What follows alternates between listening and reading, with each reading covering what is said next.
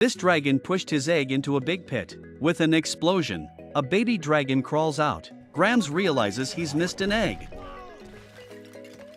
It turns out that dragon eggs can explode. Just a few days ago, Burke was celebrating its annual clothes festival, but all the dragons flew away. The clan didn't know what had happened, and when Go returned from training, he encountered one of them. He couldn't avoid them, but his helmet was knocked off. Toothless was about to retrieve his helmet when he saw it, but Grams stopped him. He had to get back to his tribe to find out what happened. He was surrounded by people asking where their dragons had gone, but Gromit doesn't know. Ned's dragon flew away after talking to Toothless. Everyone was saddened. They were looking forward to spending the holiday with their dragons. What are you so happy about? Don't you miss Meatlug? Me? Oh, yeah. I miss him so much.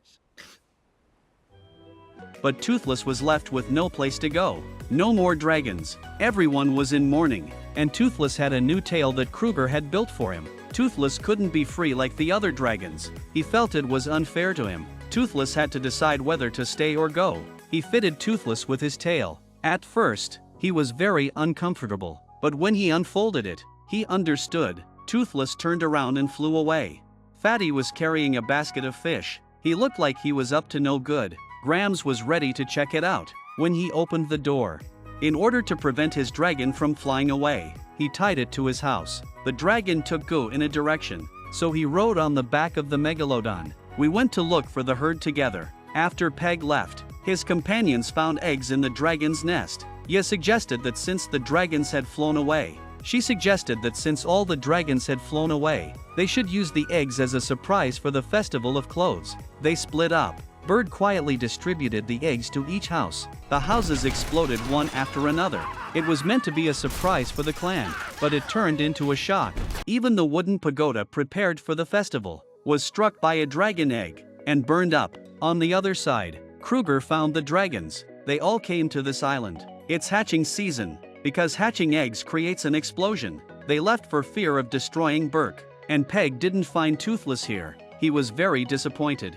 Gromit decided to lead the dragons back to Burke. The dragons couldn't wait to fly, but they were blown back to shore by a sea breeze. Gromit decided to make a big migration. The dragons landed on Bach Island in a small boat. The clan celebrated when they saw the dragons. Not only did they get their own dragons back, they brought back a bunch of babies. While everyone was so happy, Gromit was in a world of trouble. He lost Toothless.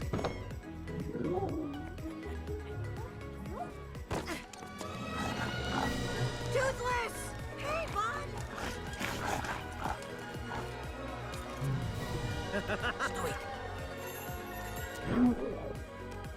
Bad dragon, very bad dragon. You scared me to death. Don't ever stay away that long again. And what is in your mouth?